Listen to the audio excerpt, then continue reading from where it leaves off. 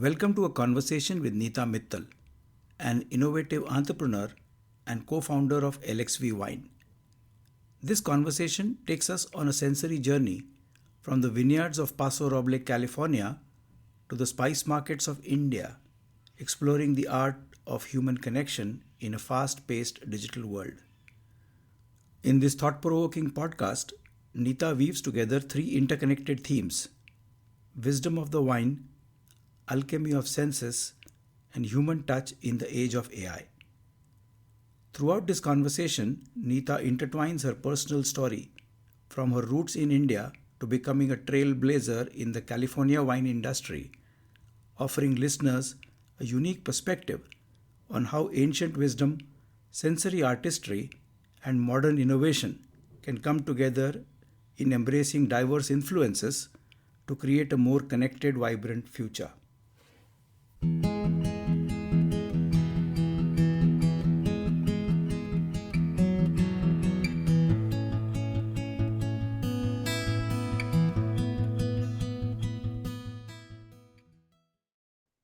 Welcome, Neeta, to this conversation.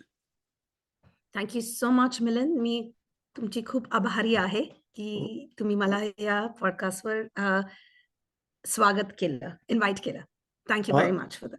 Awesome. So maybe for the listeners who don't understand Marathi, which is the language you and I are familiar with, you could probably say that in English.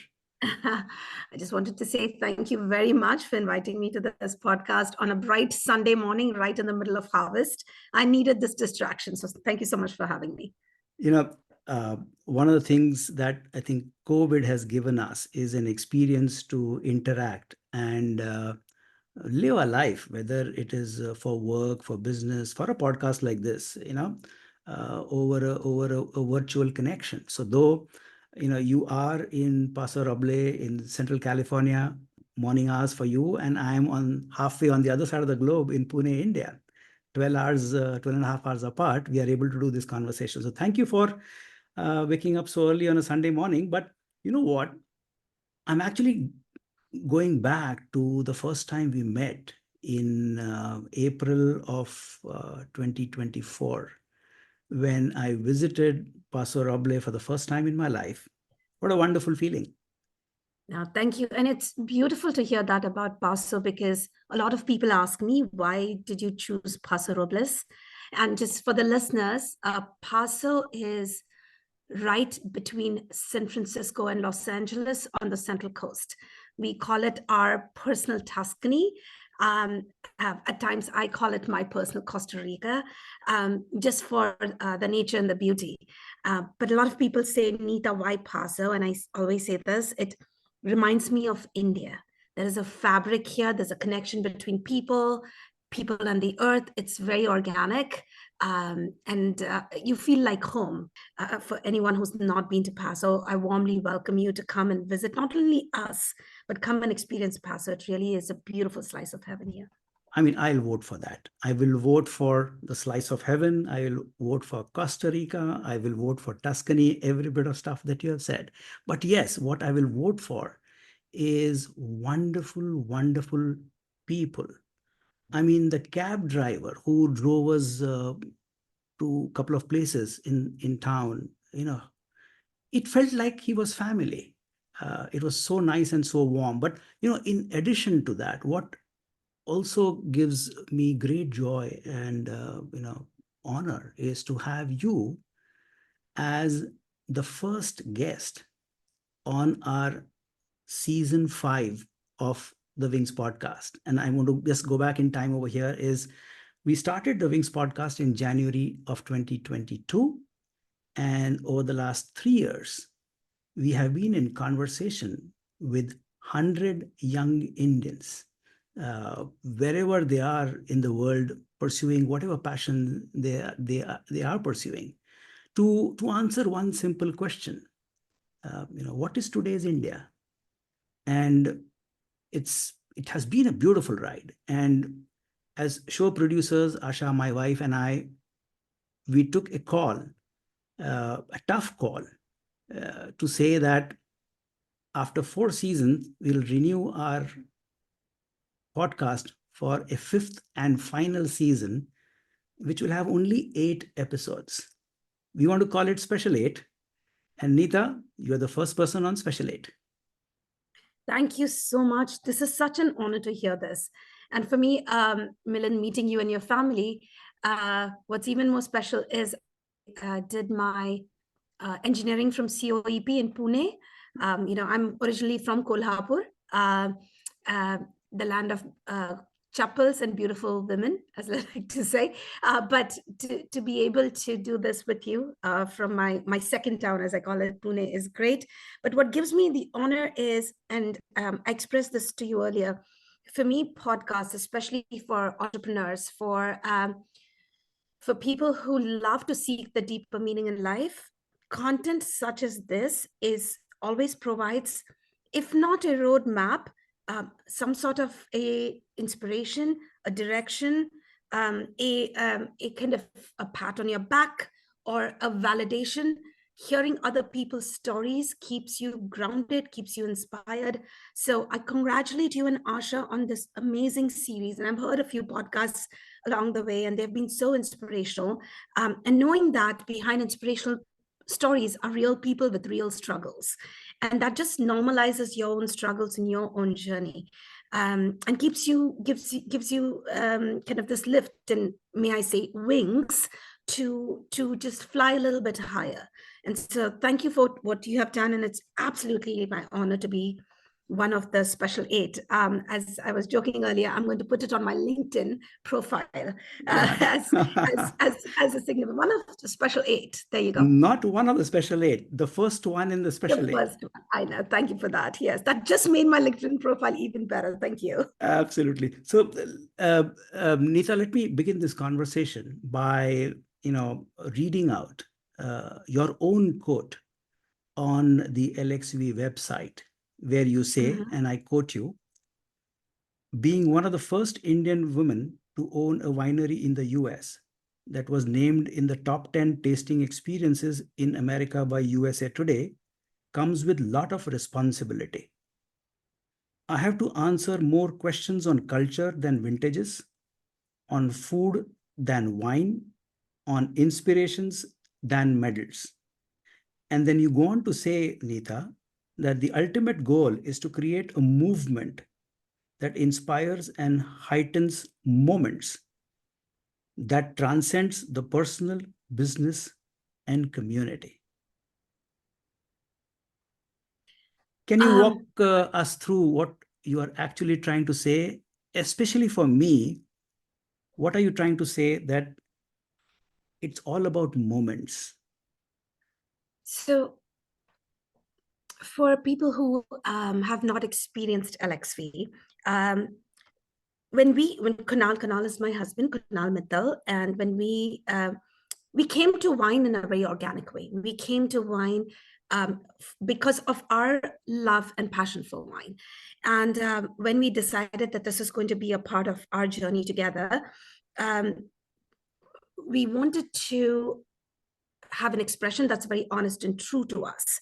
Of course, viticulture and winemaking is a part of the process, but the idea was, what is it that we are bringing that's us? And that's what developed into this experience at LXV, which has been really celebrated a lot. We pair every wine with flavors from around the world.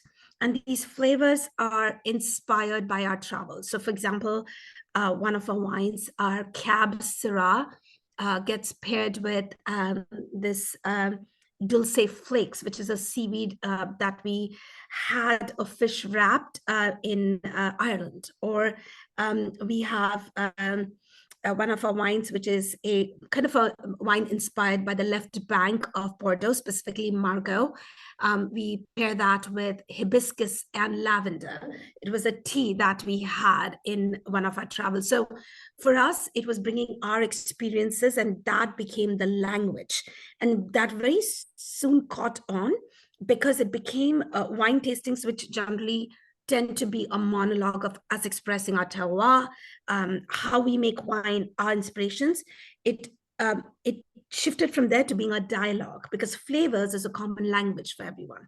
And so now the person who's tasting the wine got as much involved in the tasting.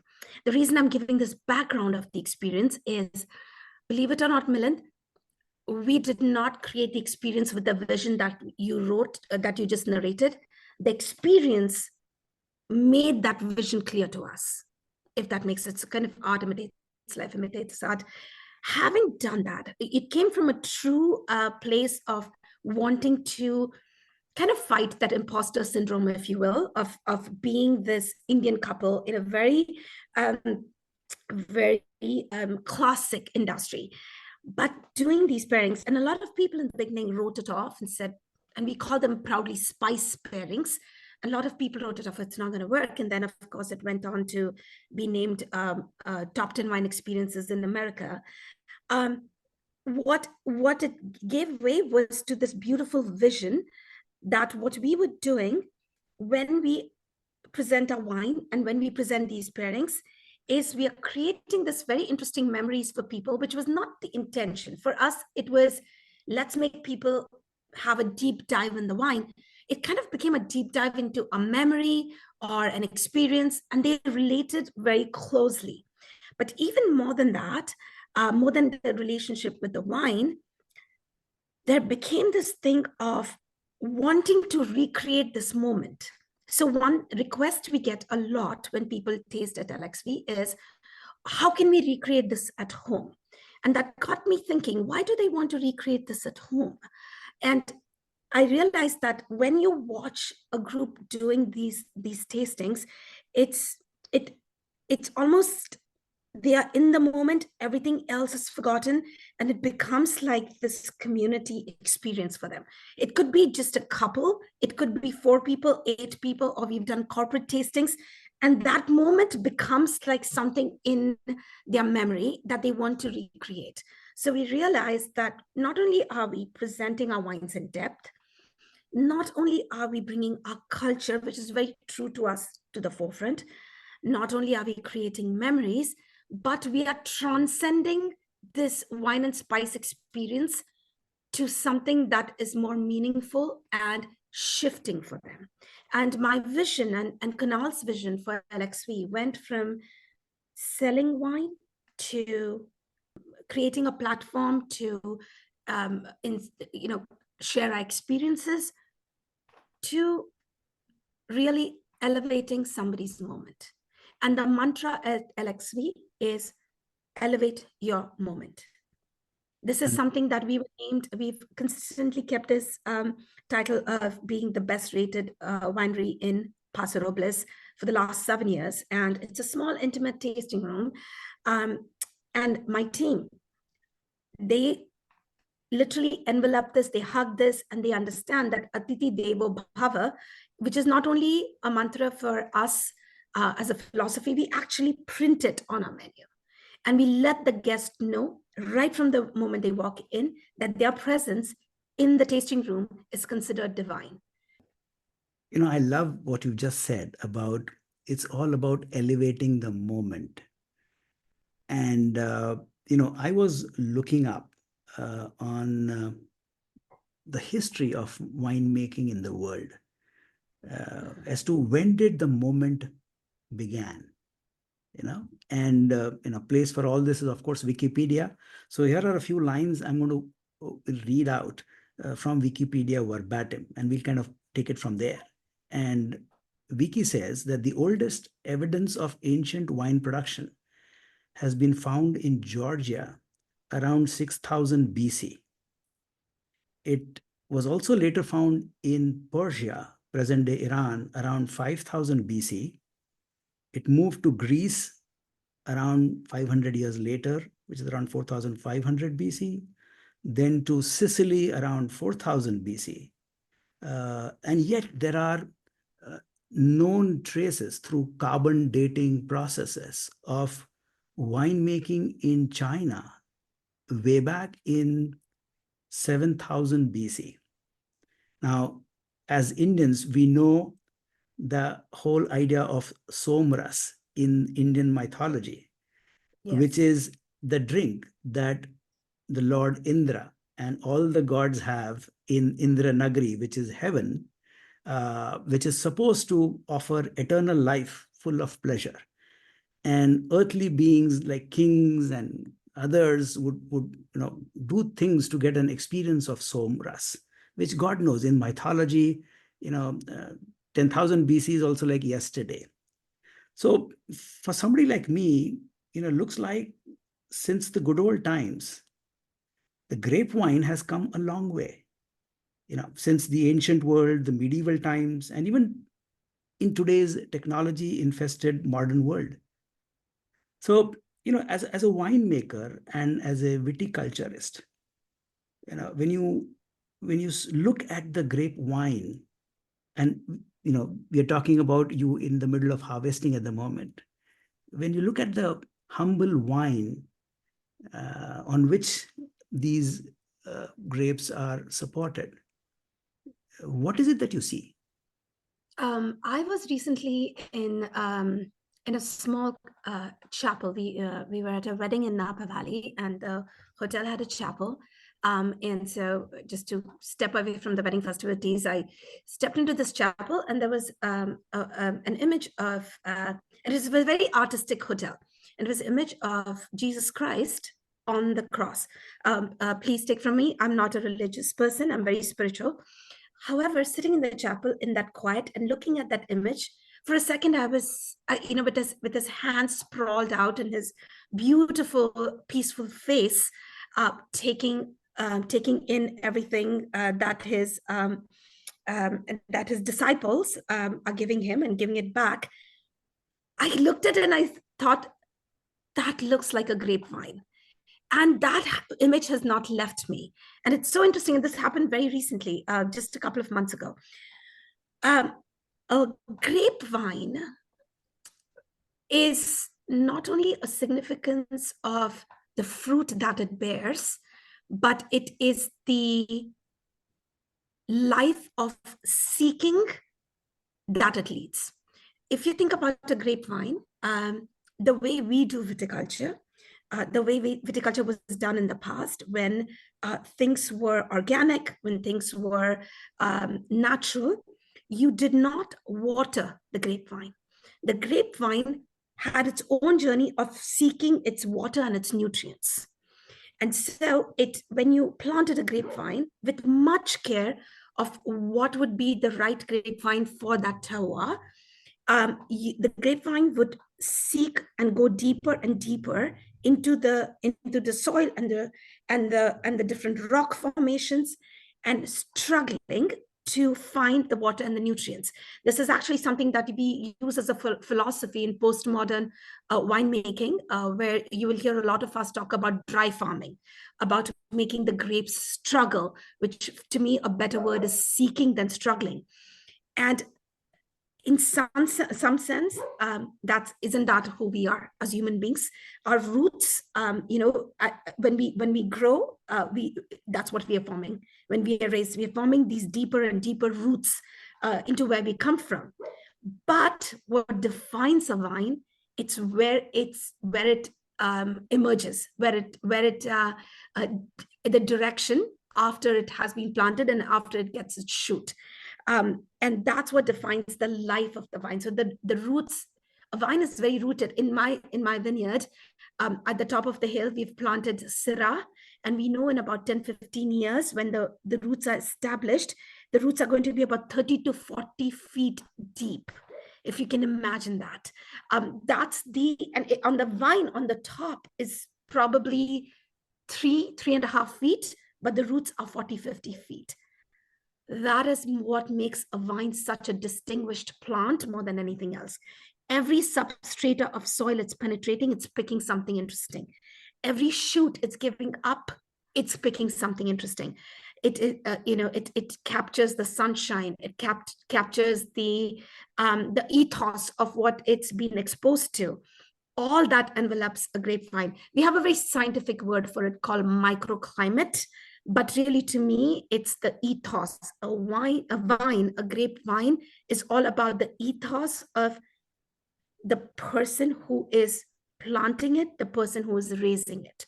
That's what a grapevine is. It's the ethos.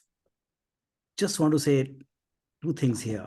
I mean, I loved that beautiful blog that is there on your website, which says Love Letter to Syrah. Something I think that you wrote some time back, and I'll urge all the listeners of this podcast to go up to lxvwine.com, go to the blog section and read this beautiful blog that Neeta has written called Love Letter to Syrah, where she actually talks about uh, letting the wine struggle to find its way through the soil as deep as it can get, and then open up its branches to capture everything in the air and in the sun. And this is something which came to me as I was listening to. And the second one was a beautiful quote. I don't know who said it, where it was, doesn't matter, but it said, wine is sunlight captured in a drop of water. It was Galileo who said it. So Neeta, talk to me about this humble grape wine, which in which you saw Christ, on the cross. So what is it that you see in the grape wine, in addition to its form and function? I think it's faith. And I don't want to sound heavy-handed, but in some sense, I do want to. There is sort of, the form of Christ, and again, going back to repeating myself, I'm not a religious person, but there's something about the form of the open arms, the suffering, yet that peace, and that there is, every time we look at the image of Christ, there is a bearing of our human inflictions on him, and yet his because he was a human being who sacrificed for the greater good, and there is this faith over generations that people have in that image and what that image means to them. And I think if you think about wine transcends, it's before Christ, yet it is a drink, a pleasure, and a part of culture that has lived on for centuries and centuries and generations. And there's a reason, because wine is living. And I don't mean that metaphorically, literally, wine is living, which is why it changes over years. And I think the grapevine in the vineyard is the genesis of that faith, of that promise. In our viticulture, in winemaking, we truly believe wine is made in the vineyard, but even specifically so, wine is actually made by that grapevine that signifies all of this. It signifies the struggle. It signifies the sense of place. As I was saying before, it also is a very direct reflection of the ethos of the person who's raising that wine. And from there, it becomes like this promise and this faith that then goes to transform and transcend multiple stories. A bottle of wine that we put out into the world, somebody's opening it up for a celebration of, could be a romantic toast, or it could be somebody opening for their child's graduation. We've had wine opened at somebody's funeral, and it could be somebody just going to the beach, horse riding. We've had people send us pictures about that. There's some people who will take it on a yacht, and because they want a connection to their favorite thing on land when they are at sea. So many multiple meanings by this humble vine. All it's done is stood the test of time and given you fruit year in and year out. Such a humble beginning, yet the meaning of that vine, and hence the wine, can be so much more profound. I'm trying to draw an analogy here based on what you've just said, is we as humans, if I look at it as me as the self, and my context, my world, which is, let's say, my world of relationship, my world of family, my world of friends, my world of work, my world of social obligations. So my political affiliations, my national affiliations, my regional affiliations, my religious or faith affiliations. So there is this larger context around me, which in many ways is influencing me. And whatever I choose to do or not do, I have a belief that it impacts howsoever small my context. So me and my context are kind of intertwined, uh, influencing and evolving simultaneously. Now, if I were Yes. to take this analogy into the world of viticulture, and I look at this humble grape wine and the terroir as its context, what's happening there? You saw a smile come on my face when you used the word context. This is something that I always say about wine. Wine is not about the content, it's about the context. It's not what's inside the bottle, it's why somebody made that wine. What was the intent behind it? And all well intended wines have that intention set in the vineyard. It's a simple example, if I may give. We farm organically. One of the requirements of farming organically is you will not spray pesticides to take care of the weeds. So you have to have this the crew come in and they go through the vineyard and they clean up the vineyard. Manual labor, California, you can imagine how expensive that gets. When it rains, which is a blessing for us, you get more weeds. So a normal year when you have done 2 passes, in a rainy year, it is truly a blessing, you have to do 3 passes, hence the cost goes up. The thought creeps into your mind, maybe this year I should spray, but then that's when your intent and your context stands up and says, no, why are you doing what you're doing? And that's when you decide, no, we will pay for that extra pass and still have it cleaned manually.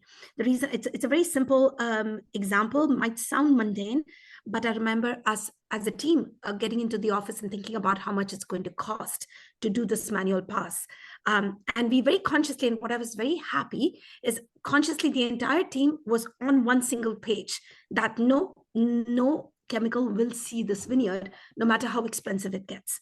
And I think that's once your intent is strong, you don't need to say much when you're explaining to someone your wine, who you are, they feel it.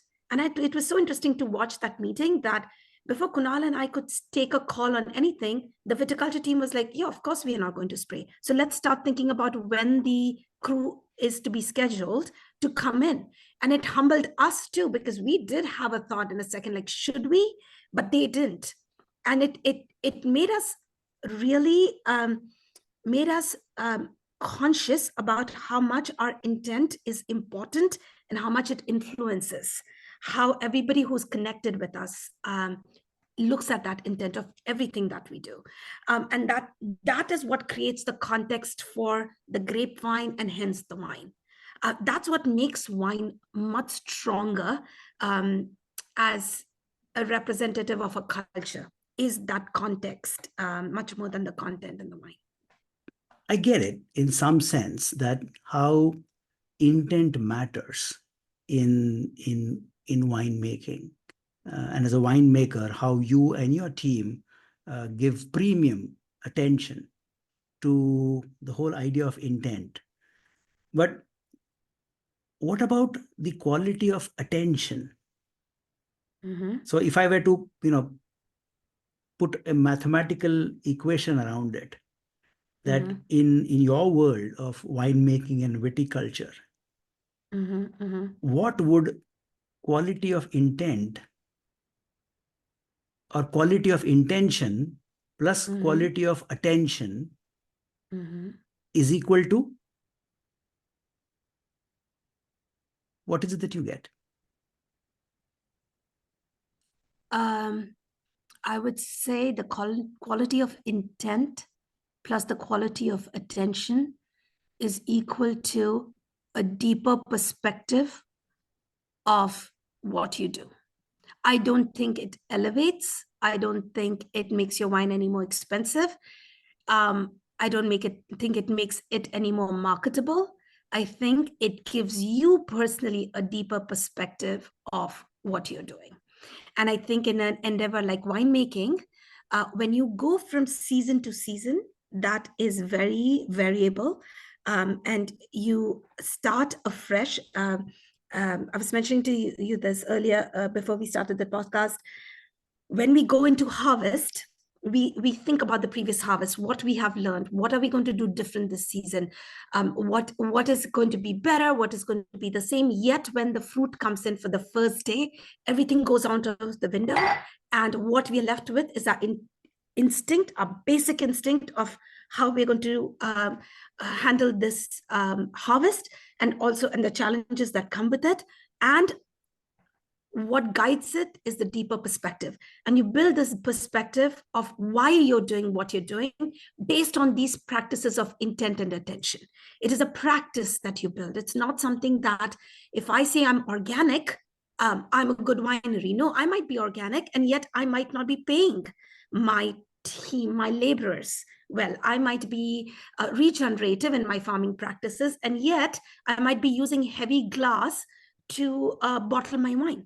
And so the intent and the attention on that practice year after year after year deepens your perspective of why you're doing what you're doing. In fact, you told me in one of our early conversations that this whole focus on intention and attention to everything that you and your team at LXV does also extends to the way you source your wine from France. Yes. To the extent of deep diving as to how are you transporting it from there to California before it gets kind of bottled in LXV packaging. So this has been a wonderful journey for us because we are a Bordeaux house. We love our Bordeaux wines. And for Kunal and me, it was important to understand Bordeaux, not only as a varietal, not only as wine that we drink here, what makes Bordeaux a legacy. And so we decided to actually go to Bordeaux, really dive deep into the culture there. And the only way you can do it is by actually making wine there, because then you understand the struggles. You know, we talk about global warming. In Bordeaux, it has not stopped raining since last October. And can you imagine the mildew pressure that they face? Can you imagine the hail? We met this woman who lost 100% of her crop to hail, 100% of her crop to hail. And yet she was hosting this delegation that I was a part of with a big smile on her face, knowing that the upcoming harvest, she had no grape to harvest. And so to be a part of that struggle and that culture, has really humbled us, because Bordeaux, as glamorous as it sounds, is very, very arduous and hard work at its vineyard level. And yet there's a beautiful spirit of community there too. Where in Saint-Emilion, where we make our wine, they are coming together as a community and using technology to put balloons into the air that burst over a cloud with salt and disperse the hail. And it's only possible because the community can afford this technology together. And we've tried along our journey to allow our journey to kind of define where we are going next, which has been beautiful. And one of the things was bringing this wine from Bordeaux to California. And we are so much about conscientiousness and environmental stewardship. And here we are transporting wine from Bordeaux to California, not realizing, not even thinking about the carbon footprint. But as soon as we realize that, we are now talking to a company who is, their whole business model is transporting wine from France to California with wind-powered sailboats. And it's going to have a zero carbon footprint. And we are going to be one of their pilot wineries, and we're lucky because they need smaller quantities to do the pilots, and we are very small wineries, so it's worked out really, really beautifully. Awesome. But that's that intent, that attention to detail. But the perspective we received was years and years of holding steadfast on saying to ourselves, why do we do what we do at LXV and in this industry? You know, beautiful you said this, and I'm going to now probably segue into another beautiful Indian concept that you and I hold deeply, I know for sure, is this idea of panchendriya. Panch is five, indriya is Mhm, senses. mhm, So mhm. in colloquial Indian languages, I mean, there are 30 plus languages, many people would not even understand the deeper meaning of panchendriya, but this whole idea of understanding the world through the five senses that we have is fundamental of the Indian thought. Mhm. And what I know about you and your team at LXV, that this multi-sensory experience making, Mhm. for anybody who visits you at your tasting room, is a central part to this elevating the moment idea of creating a multi-sensory experience. This has become experiential, has become the buzzword for Yes, marketing. yes, And it's for a lot of people, it's become a checklist. For us, it's a little bit more, and I'll tell you what I mean by that. There was this group that was made a reservation, and in the notes they wrote that one of the couples is moving to Mauritius, and so their welcome sign, a welcome sign for our guests. Their welcome sign had a welcome in English, and then we printed a welcome sign in the Mauritius language, and they were so taken aback by that. The reason I give that example is, along with the five senses, the deeper meaning of what we do at LXV is going back to heightening the moment. What does that mean? When the person has 400 wineries to choose from, and they come to LXV, and when they share with us a personal note like, oh, this couple is moving to Mauritius, what does that mean to us? And so for us, in addition to the five senses, all the five senses, how we created in this term, you could literally connect it to saying that it is a visual, the visual sense, because you read something and you appreciate it. But really, at the very base of everything that we do at LXV is, how are we serving this person? How are we serving to honor the fact that they have chosen to come to LXV? And how are we serving this person to then make this moment very distinguished for them? And of course, then it's the way we conceive the space at LXV, the way we research all the people who come, who make the reservation. Even the walk-ins are greeted with a very that kind of warmth. The way we have set up our tasting room is the mandate that I always have for our team when they're making changes in the tasting room when I'm not there is, any change that you make, think this is Neeta and Kunal's home and this is your home. Now, would you make that change? Because I want the customer, when they walk in, to feel that change. Even when I say customer, I'm like, no, that's not the word. The guest, when the guest comes in, I want them to feel that this is home. They're coming to someone's home, because truly that's what it is. And then we elevate that feeling with the spice pairings, of course, and that's a phenomenal experience where you're tasting these flavors from all over the world, seated in this one chair with wines made in Paso. And it's this culinary journey. It's a journey down the memory lane. Of course, you get introduced to our philosophy of why we do what we do. And the wine, central to all of this, the fabulous wine that we make at LXV. So yes, it is about the five senses, but I think it's important to know that the five senses are only a medium to deliver what your intent is. And for us, it is serving the guest who walks through that door. There's a beautiful quote of your mom, Meena Pillai, Yes. on the LXV website. And I'm tempted to read out that quote verbatim. Of course, I have kind of shortened it. And here it goes. This is what your mom says. Neeta is very much like her father. There is the engineering acumen of always wanting to create, analyze, and understand things, followed by the innate urge to include and connect with everyone around. My mother's a biotechnologist. She retired as the head of a biotechnology university. And my father is an engineer. I grew up in households where my dad always talked about production and rejection, and my mom always talked about free radicals and aging.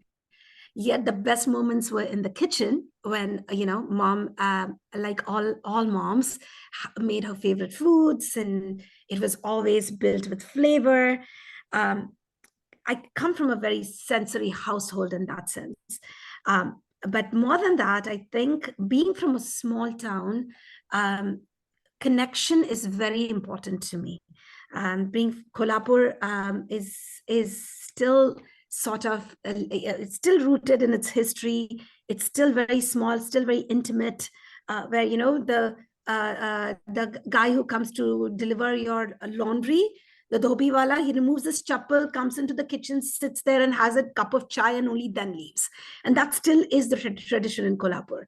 Or when my mom goes to the bhaji wali, there are these bhajiwalas who come to her car. She rolls her window down and she will, point, mala hey paije, hey paije, hey paije, hey noko, asa kasa tumi karta hai. She's like giving them business advice as she's buying her fresh vegetables. What a sensory culture to come from! What a culture of gratitude to come from! And I think that has never left me. And so I think probably that's what mom means is, there's a very kind of, we grew up in India kind of predestined to be doctors and engineers. At least it was when I was growing up. But I was lucky enough to have this sensory experience and this experience of gratitude always around me that always kept me rooted and humble. I still crave to go back to those markets with mom, just to see that interaction with her and the people she's done business with buying vegetables over years. It's very endearing. No, I mean, this is so marvelous. I mean, yes, very much. I mean, it's not just Atiti Devo Bhava, which is every guest that walks into my home is like God, but Vasudhaiva Kutumbakam, which is the whole world is one large family, and each one of us are a member of that family. I mean, two brilliant ideas that we kind of are a part of our DNA. But then let me still stay with the engineering acumen that your mom talked about here, which of course took you to Berkeley. I know that that's probably another podcast for another day. But then LXV, apart from elevating the sensory experience, also is into a world of uh, the timeless art and science of winemaking. And it will probably be timeless as long as it goes. But then, as a world, we are moving into a very, very new sphere, which is said to kind of shift the needle significantly. And what I'm alluding over here is the world of artificial intelligence. Unknown to us, it's already arrived. I mean, Google Maps or any other apps that we use on our mobile phone, there is already tons of AI that is sitting behind. There is a surveillance economy that is operating, which is kind of, vying for our attention, trying to control everything that we know and all that stuff that is happening.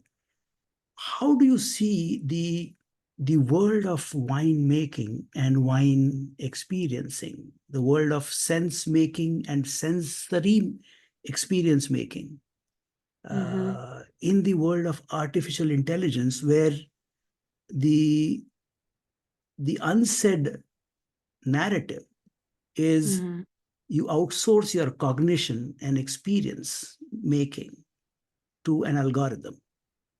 I think AI is going to be a blessing for wine. And I'm going kind of against the narrative that is forming about, this trepidation of what AI is going to do to the world of wine. I feel quite the opposite. With AI, you can outsource the technicality of something. You can outsource the efficiency of something. What you cannot outsource to AI, that's personal to you, is your own personal experience with yourself. And that's what wine is. When you open a bottle of wine, it means so many different things to so many people. It's your personal journey with that glass of wine. It could be how you met the winemaker, or how you had that wine sometime long ago, or a good friend recommended it because they had this experience, or maybe it comes from, let's just say, South Africa, where you've never been, but you've always fantasized about going to South Africa, or Paso Robles, which you have heard, and you're intrigued, this area in California. So it's very personal. There is nothing, it's not a prescription. Wine is an experience. So I want to double down on the thought and the idea that as AI flourishes, as it should, it's technology, we cannot stop it.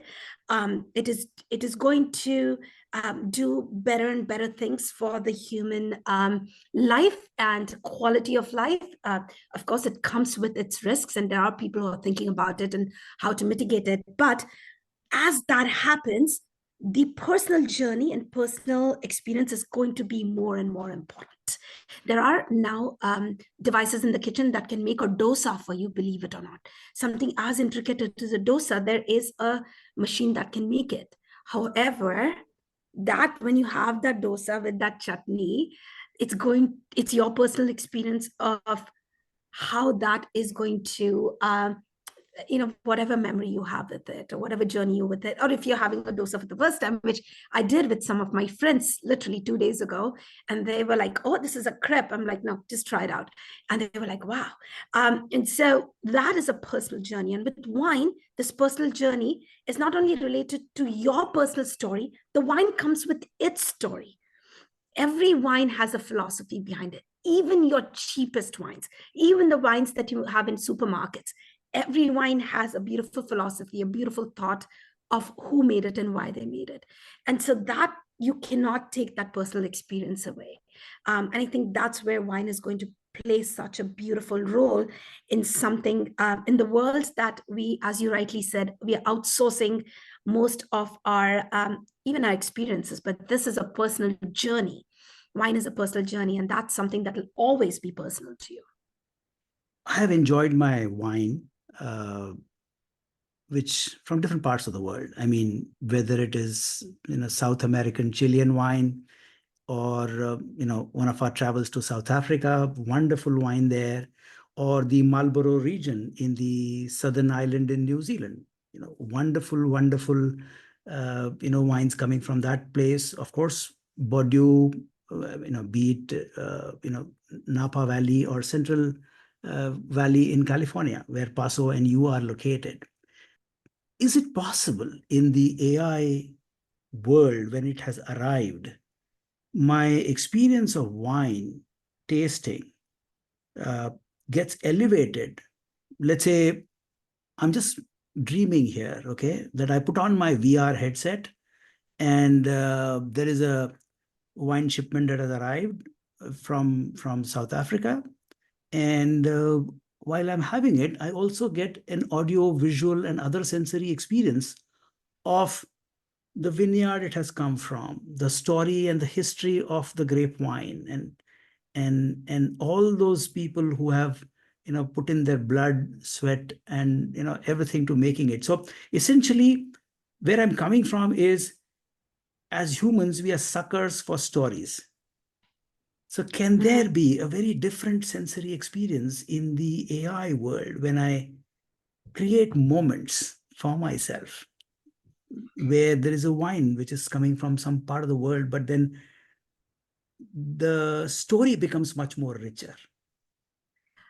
Absolutely, because wine is one endeavor, one food, one beverage where the story is as important to the person who's having it as the wine is. And over the years, so just to give you an example, we recently created a tasting essence of LXV. It's small bottles, 4 bottles of LXV wines. with our spice pairings and a beautiful guide that talks about the wines, the pairings, our philosophy, so on and so forth. And there is a QR code that you scan and it takes you to the videos. So technology has always been a part of the expression of wine. That's your story, that's your, I think AI and technology is going to allow us to be closer to you, to be, to tell the story as intimately as possible. And so far we've known videos to be as intimate, and then of course the virtual reality is going to take it a step closer. Taking the story close to you and being a part of that inner circle is two different things. I think AI is going to take us to the story. It is going to take us to you. Where we cross that bridge is still your personal journey. And what I mean by that is, I was having a 2010, pardon me, Biondi Santi from Tuscany. Biondi Santi's, that's his last vintage before he handed it over to his sons. And I was having it in Montalcino in this fort that has a wine shop.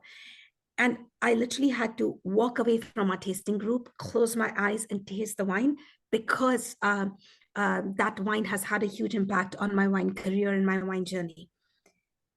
It became very personal, closing the eyes and tasting that wine. So yes, I agree. Technology is going to make it more and more effective to tell the story. But I think that bridge, we will cross that bridge of coming into your personal space and elevating that moment only when it becomes a personal journey to you.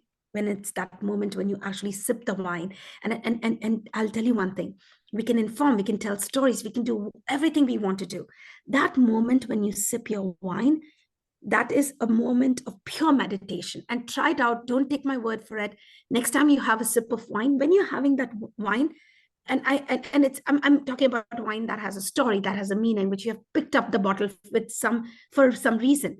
When you're having that sip of wine, none of the stories are in your mind.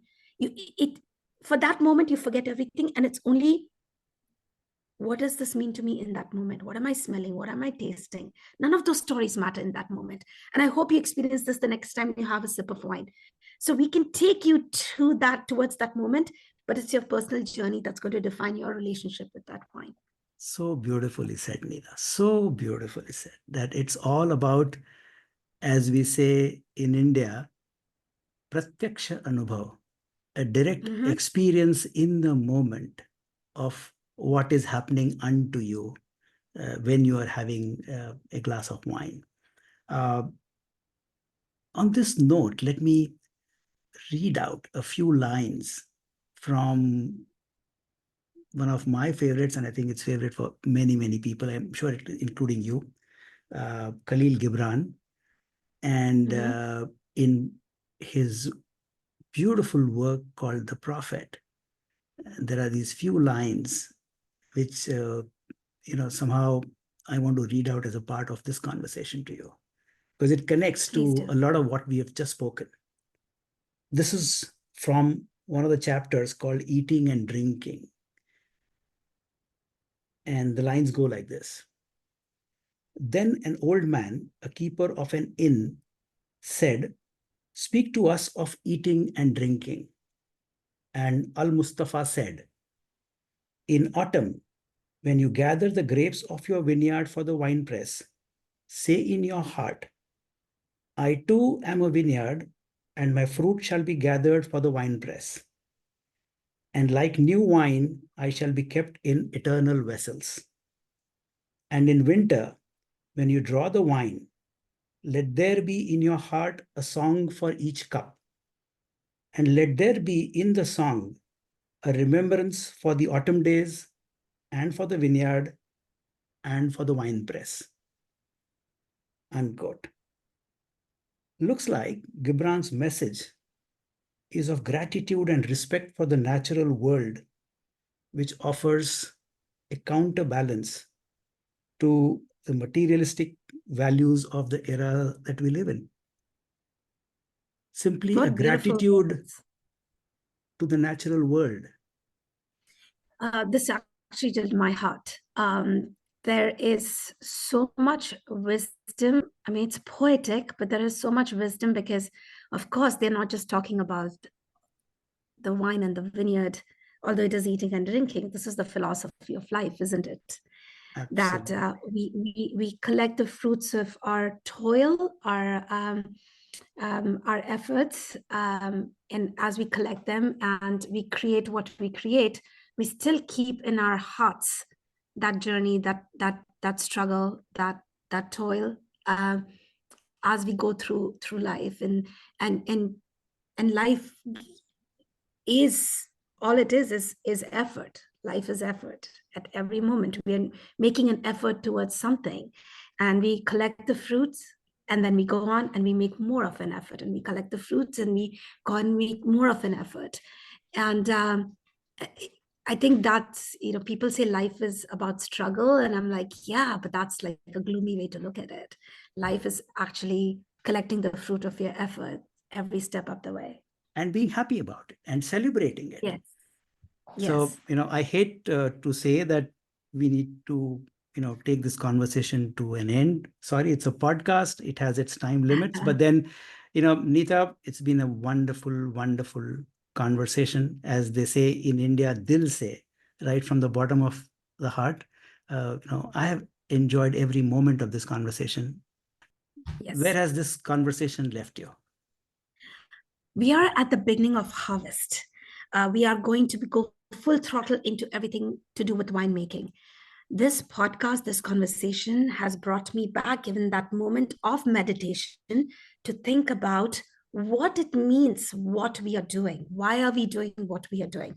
I can talk about it, I can verbalize it, but to feel it all over again has been a pure joy, because now I'm back to where I started. And that is a joy, to go back to the innocence of not knowing anything and still wanting to do what we want to do with the harvest, with the wine, with the vineyard. So thank you, Milind, for putting me back in touch with that feeling of that person 15 years ago who had no clue what they were doing, but knew why they were doing it. Just like the humble wine, you remain rooted, let your roots go as deep as it wants to, and spread your arms and spread your wings to receive and to give, is all I can say. Thank you so much, Neeta. Wonderful talking to you. Thank you for your time today, my dear listeners. This is your host, Milind Agnihotri, signing off. Goodbye, take care, and stay safe.